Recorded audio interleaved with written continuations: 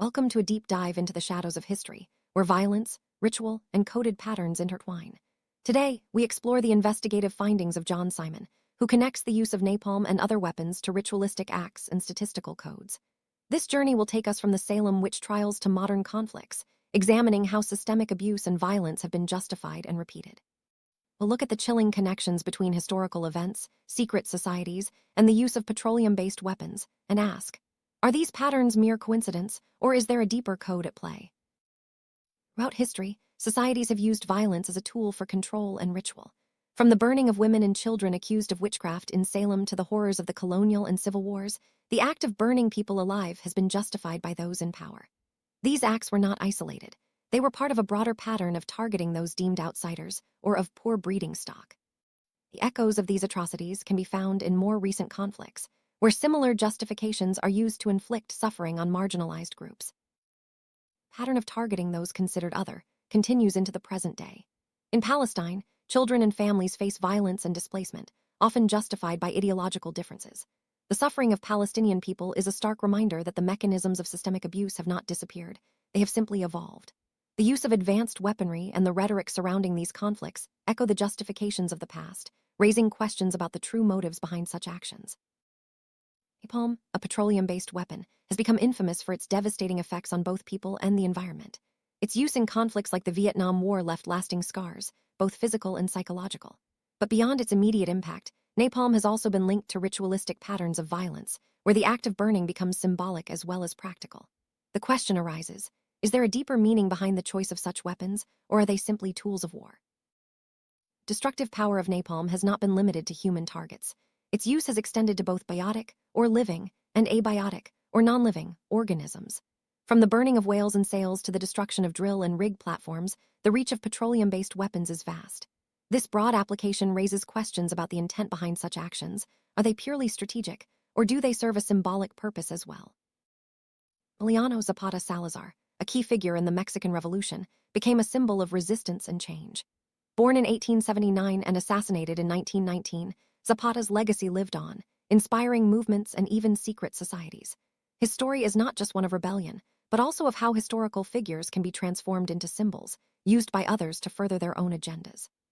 The formation of the Zapata Petroleum Corporation, with ties to future U.S. President George H.W. Bush, is a testament to how revolutionary legacies can be repurposed in unexpected ways. Zapata Petroleum Corporation, founded in 1953, marked a shift from revolutionary ideals to corporate interests. With figures like George H.W. Bush involved, the company's evolution mirrored broader trends in American business and politics. Over time, Zapata became Harbinger Group Inc., and later HRG Group Inc., before dissolving in 2018. This transformation reflects how symbols of resistance can be co-opted by powerful interests, raising questions about the true nature of progress and change. Numbers and dates often hold more meaning than meets the eye. In this investigation, statistical codes are used to draw connections between seemingly unrelated events. For example, the years of the Mexican Revolution, 1910 and 1920, are combined to reference 9/11/01, linking past and present through numerical patterns. These codes serve as markers, suggesting a hidden logic or intent behind historical events. Are these connections real, or are they the result of pattern-seeking and chaos? Murder of Elizabeth Short, known as the Black Dahlia, and the iconic image of Fan Thai Phuc, the Napalm Girl, are linked through statistical markers and visual parallels. Both cases involve young women subjected to extreme violence, their images becoming symbols of suffering and controversy. The investigation raises unsettling questions. Were these images staged or manipulated for a deeper purpose? What role do such images play in shaping public perception and historical memory? Photographs have the power to shape narratives and influence public opinion. The images of Elizabeth Short and the Napalm Girl are more than just records of tragedy. They are tools used to evoke emotion and drive agendas. By analyzing the context and timing of these images, we can begin to understand how visual media is used to reinforce certain narratives and obscure others. The question remains, who benefits from the circulation of such powerful images? Use of petroleum-based weapons like napalm is not just a matter of technology, it's also about timing and symbolism. By examining the dates of major napalm attacks and their statistical relationships to other historical events, investigators suggest a hidden code at work. For example, the Trang Bang napalm attack in 1972 is linked numerically to the assassination of Zapata and the Bush-Gore election, among others. These patterns invite us to question whether history is being guided by chance or by a deliberate hand. One of the most persistent patterns in this investigation is the recurrence of the numbers 9-11-01. Whether through date calculations or reinterpretations of statistical sums, this code appears again and again, linking events as diverse as the Mexican Revolution, the Vietnam War, and the September 11th attacks. The repetition of this code raises the possibility of a hidden agenda, where historical events are orchestrated to align with symbolic numbers. Operation Linebacker, a major bombing campaign during the Vietnam War, is another focal point for statistical analysis. By comparing the dates of these operations to other significant events, investigators find recurring patterns that point to the code of 9/11.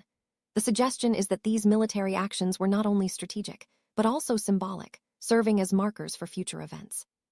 This approach challenges conventional understandings of history, inviting us to look for meaning in the margins.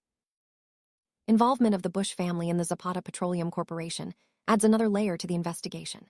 As political and business leaders, their actions and affiliations have had far-reaching consequences.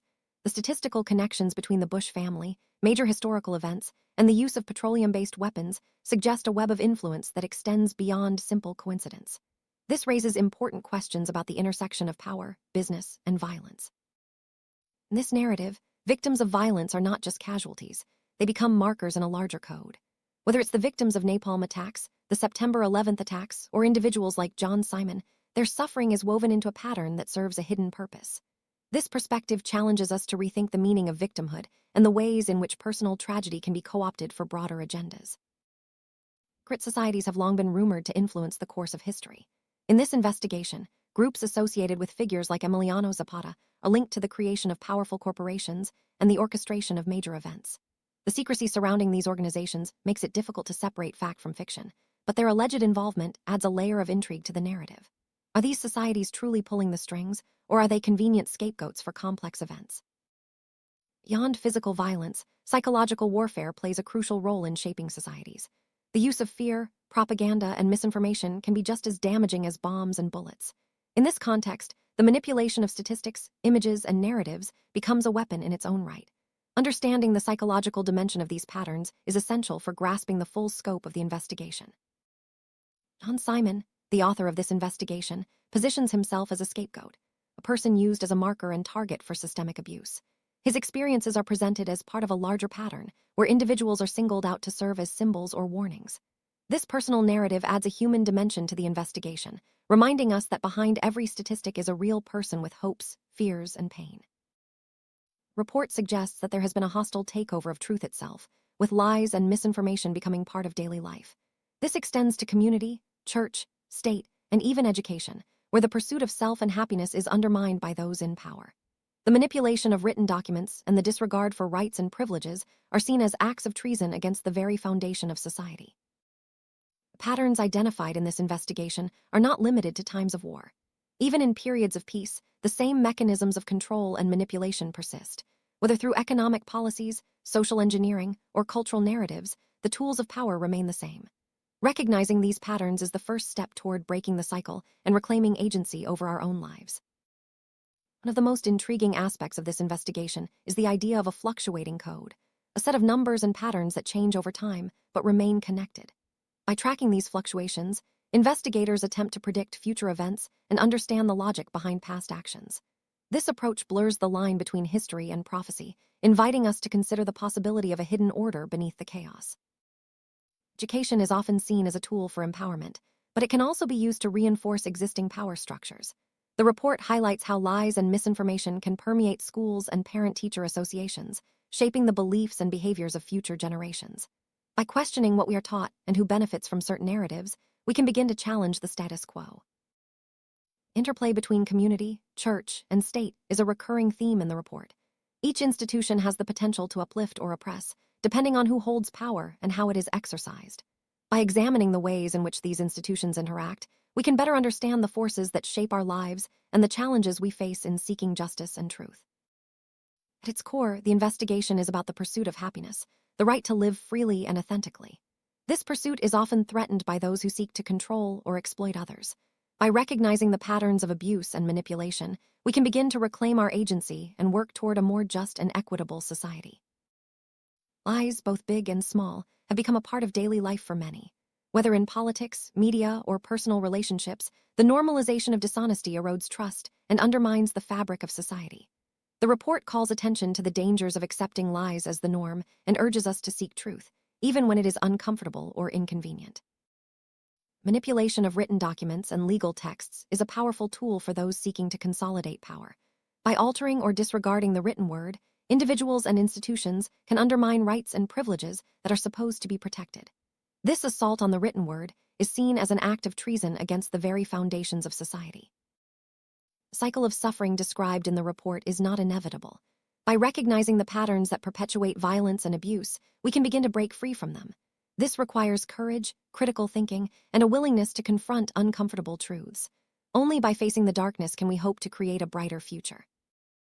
Despite the challenges outlined in the investigation, there is always room for resistance and agency. Individuals and communities have the power to challenge injustice, expose hidden patterns, and demand accountability. By working together and supporting one another, we can begin to dismantle the systems that perpetuate violence and oppression. The investigation ultimately calls for critical thinking and skepticism. By questioning official narratives, examining patterns, and seeking out alternative perspectives, we can become more informed and empowered citizens. The search for truth is ongoing, and it requires vigilance, curiosity, and a commitment to justice. As we conclude this exploration, we are left with more questions than answers. The patterns identified in the report challenge us to rethink our understanding of history, power, and agency. Whether or not we accept the existence of a hidden code, the importance of vigilance and critical inquiry remains clear. By staying alert to patterns and questioning the status quo, we can work toward a future where justice and truth prevail.